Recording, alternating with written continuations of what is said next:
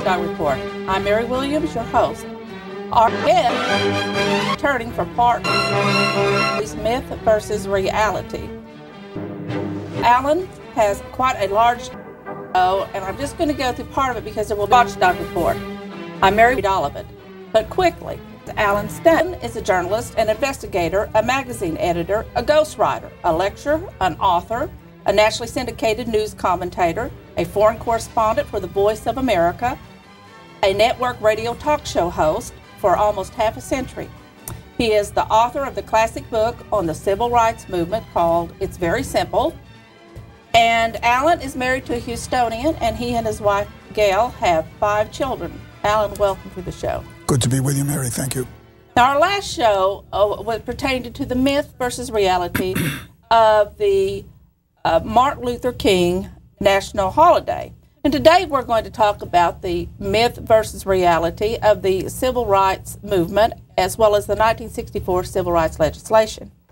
So first, I think it's worth noting and for people to understand that Alan was on the scene of the civil rights movement. In fact, he worked with black undercover FBI agents who were documenting, watching what the communists were doing as far as involvement in the civil rights movement.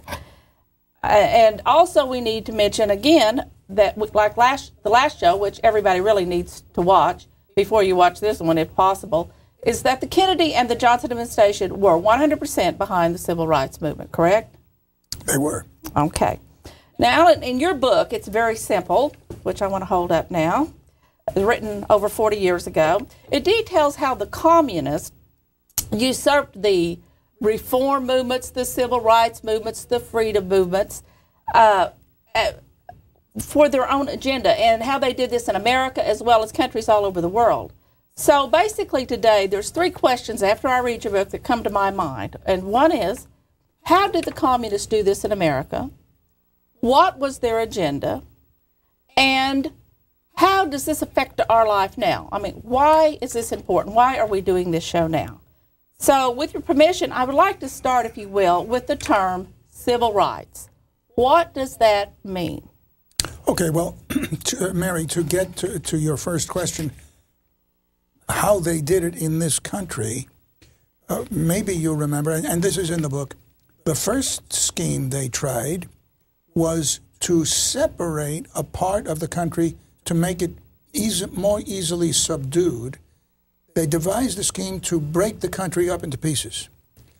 And the first piece they were going to remove from the United States, they called the Negro Soviet Republic. And this was to be a separate black country. They looked at the demographics of our country, and they saw that in the South you had a huge number of black people.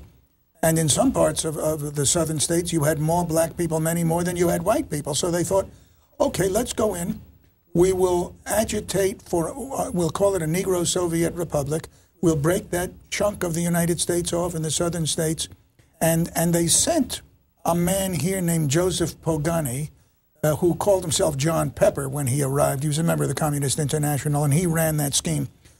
Well, after a while, they discovered this is not going to work.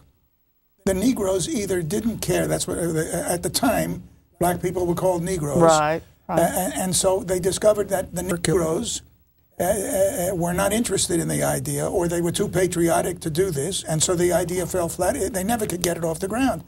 They go back to Moscow and rethink, what are we going to do?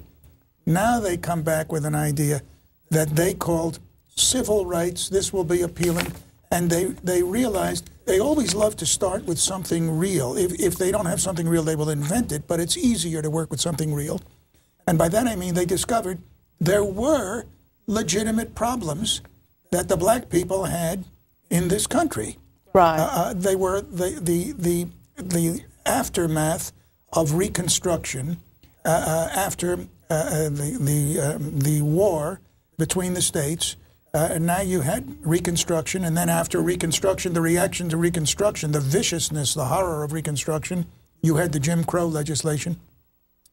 And so you did have some grievances, genuine grievances that they went to work on, inflaming those grievances, magnifying them, and eventually bringing people into the streets with agitators. And gradually, building the problem up from a real basis that they could have solved very easily into what almost developed into, well, in some cases did develop into open warfare in the streets. Okay, this term is civil rights, because I tried to do some research on it.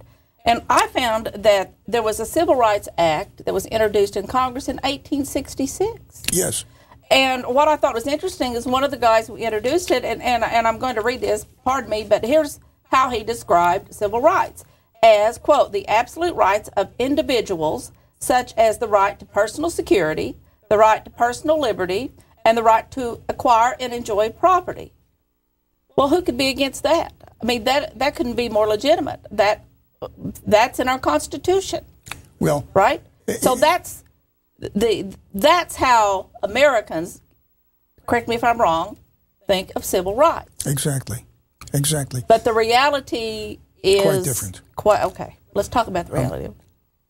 Most Americans, as you say, Mary, would hear the term civil rights. They put that together with the fact that there were these legitimate grievances, and so they say, well, yeah, let's have the famous old traditional American level playing field. Right. Equality under the law. Correct these grievances, everybody will be happy. And I remember they used that argument again and again. I remember that at the original time of the original civil rights proposal. Back now, this is under the Johnson administration. Remember Hubert Horatio Humphrey, the vice president, promising up and down, swearing up and down, there never will be any favoritism. This will be a level playing field. There never will be any discrimination against anybody, swearing up and down. That's right. I have his quote right here. Exactly. And of course, the reality turns out to be quite different, totally different from what Humphrey and the other Democrats there in the Johnson administration promised. That, it turns out, appears to have been the purpose of it, to create this disparity, the bad feeling, the discrimination, all stemming from this legislation. As a matter of fact, there are so many ramifications, Mary. For example, here's one that's very timely. Right now, in the state of Texas, there is a movement afoot for open carry, to the right to exercise the Second Amendment by having open carry, which many, many other states already have. Right. All right. And that would be the right to carry your firearm. But you have the Second Amendment right guaranteed by the Constitution to keep and bear arms. Here you would be keeping and bearing your arms by carrying them openly in a holster, if that's what you elect to do. All right. How come we in Texas do not have that right in Texas? And they have that right in other states. Even some Yankee states have it, and we don't have it in Texas. Why not? Because the original purpose of the law that forbade open carry, the purpose of it was to deny that right to black people. They said, look, we're going to put this law across. It will apply to black people. When white people carry openly, we will wink at that, and we won't do anything about it, but we'll apply it to black people. Well, the way it works out, it appears to have turned around and bit everybody on the